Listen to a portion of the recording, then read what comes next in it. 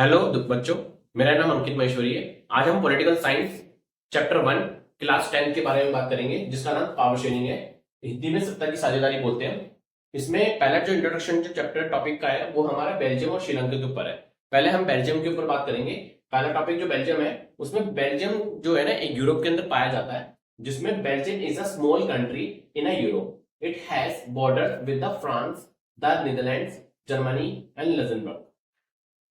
जो बेल्जियम है ना, वो लैंडलॉक कंट्री है। उसमें तीन से चार कंट्री है जो फ्रांस, नीदरलैंड, जर्मनी और लग्जमबर्ग को बेल्जियम को कवर करता है। ठीक है। और एक बहुत छोटी कंट्री भी है, जितनी हमारी हरियाणा की आबादी है ना, उससे आधी से भी कम आबादी बेल्जियम की है। मगर उस बेल्जियम में ना डाइवर्सिटीज इतनी है कि इसको एक वर्ड आप एनसीईआरटी में देखेंगे तो इसमें एक वर्ड आएगा एथनिक। एथनिक का मतलब होता है जातीय। ठीक है। उस जाति का मतलब ये होता है कि समुदाय अलग अलग है, बटे हुए हैं उस पूरे इलाकों में। तो इसी में हम यहाँ पे देखेंगे जो टोटल पॉपुलेशन है वो 59% इन फ्लेमिश रीजन में रहती है, जो डच स्पीकिंग करती है, मतलब डच बोलती है। और 40% जो 40% पीपल जो रहते हैं वो वेलोनिया रीजन में रहते हैं, और वो फ्रेंच फ्रेंच बोलते हैं। और 1% भी, जो 1% जो बोलते हैं वो जर्मन लोग बोलते हैं। ठीक है। अब इसमें भी देखो, आप देखेंगे तीन कैटेगरी बटी हुई है, जिसमें आपका पहला है फ्लेमिश रीजन में डच बोलने वाले, और 40% बिलोनिया में फ्रेंच बोलने वाले, और 1% जर्मन बोलने वाले। ये बटे हुए रीजन है, और उसी एक ही बेल्जियम में अलग अलग है। अब आप ये सोच रहे हैं इसमें, अब इसमें आप ये देखिए कि जो मेजोरिटी में जो है वो आपका डच है। मेजोरिटी में कौन है? डच। और माइनॉरिटी में जो होगा वो आपका कौन होगा? फ्रेंच और जर्मन। बट आप ये सोच रहे होंगे कि माइनॉरिटी क्या होती है और मेजोरिटी क्या होती है। देखो, मेजोरिटी जैसे हमारे भारत में 140 करोड़ की आबादी है। उसमें से 80 से 100 करोड़ के आसपास जो आबादी है वो भारत में हिंदुओं की है।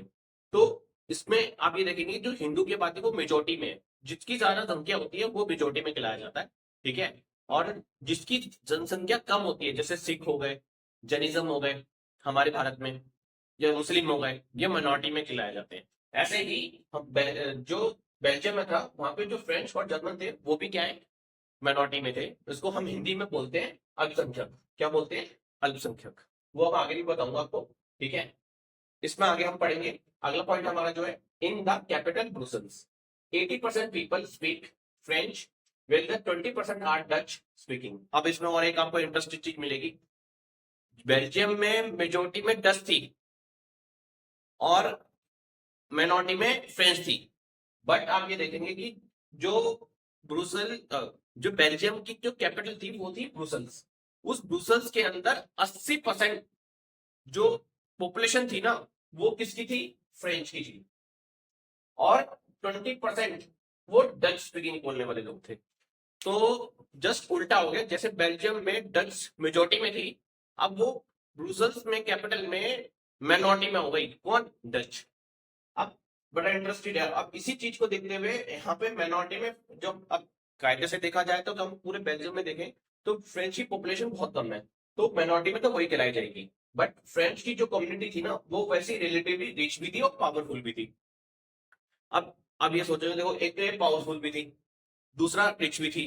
इतनी कम पॉपुलेशन होने के बावजूद हमारे जनरली हमारे भारत में क्या होता है, जो माइनॉरिटी में होता है वो तबके में बहुत नीचे होता है, या फिर आप कह सकते हो कि उसके बाद माइनॉरिटी में उसको वो सुख सुविधा में नहीं मिली, इसलिए उसको हम लाइक उसको हम एक रिजर्वेशन या और भी चीजें हम उनको प्रिविलेजेस देते हैं।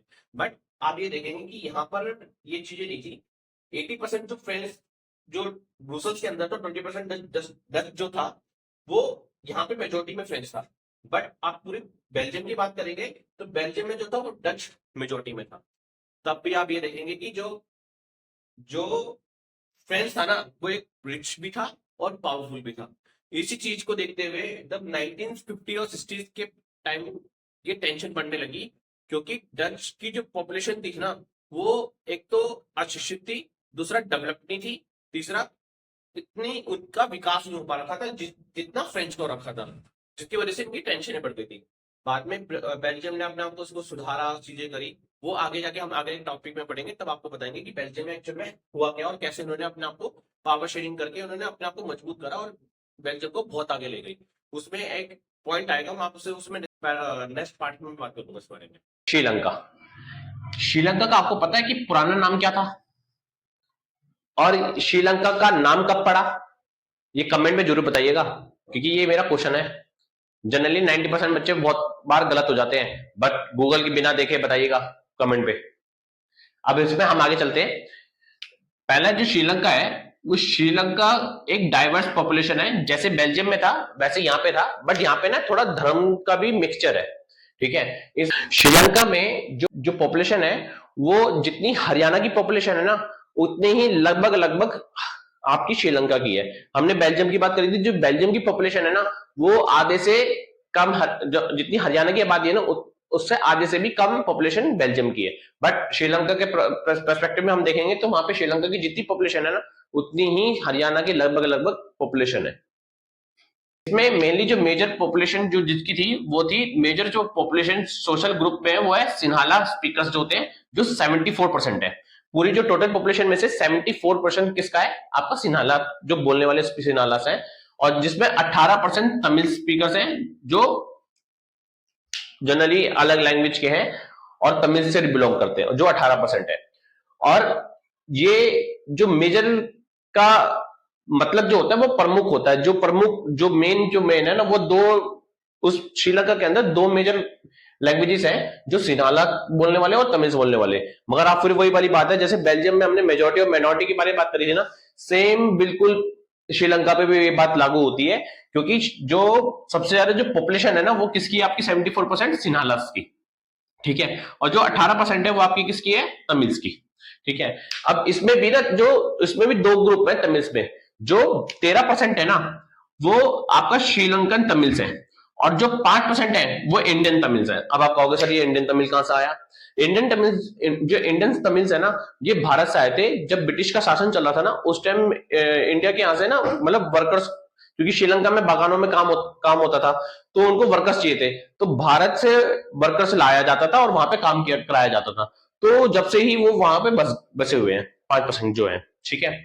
अब यहाँ पे हम अगले अगले पॉइंट के बारे में बात करते हैं। यहाँ पे जो मेजर सिन्हालास जो स्पीकर्स हैं, वो मेनली बुद्धिज्म को मानते हैं। किसको मानते हैं? बुद्धिज्म को, मतलब बुद्धिज्म मतलब बौद्ध को मानते हैं। और ये इनका जो एक पूरी जो पॉपुलेशन है, जो 74% है, और थोड़ा वो आप मिक्स तमिल को भी कह सकते हो, वो बुद्धिज्म को ज्यादा मानते हैं, ठीक है। क्योंकि इनका जो विश्वास है, वो जो उनको एक तरीके आस्था है ना, वो बुद्धिज्म पे है, ठीक है। अब तमिल्स पे हम बात करते हैं। जो तमिल्स है ना, उसमें भी दो तरीके के थे, कौन से? हिंदू और मुस्लिम से, ठीक है। और जो 7% है वो क्रिश्चियंस हैं, मतलब ईसाई।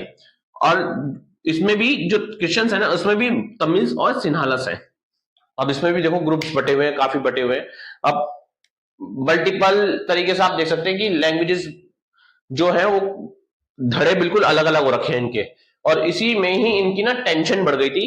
क्योंकि आप ये देखेंगे, जैसे बेल्जियम में देखेंगे तो वहां पर 59% वो डच की पॉपुलेशन जो मेजोरिटी में थी, और यहाँ पे जो मेजोरिटी मतलब बहुसंख्यक में है, वो कौन है? आपकी सिन्हालस। और माइनॉरिटी में कौन है? तमिल्स। इसी वजह से इन्होंने मेजोरिटिज्म को अपनाया था। हम नेक्स्ट टॉपिक में बात करेंगे, तब आपको बताएंगे कि मेजोरिटिज्म में क्या क्या हुआ था, क्या क्या इन्होंने क्या क्या चीजें इनको फॉलो करा था। और इसी वजह से श्रीलंका बहुत आगे जाकर ना गहरा युद्ध, मतलब सिविल वॉर तक पहुंच गई थी। हम नेक्स्ट आगे टॉपिक में बात करेंगे, तो आपको बताएंगे कि वहां पे क्या क्या हुआ था, ठीक है। आज हमने इस छोटे से इंट्रोडक्शन में हमने खाली ये बात करी है फर्स्ट टॉपिक में, कि बेल्जियम में क्या हुआ था और श्रीलंका में क्या हुआ था, ठीक है। ये हमारी पहली वीडियो थी, जिसमें हमने पहला पार्ट लेकर आए थे। हम आने वाले वीडियो में इस चैप्टर के पार्ट्स लेकर आएंगे, और इस वीडियो को ज्यादा से ज्यादा शेयर करें, लाइक करें और सब्सक्राइब करें। धन्यवाद।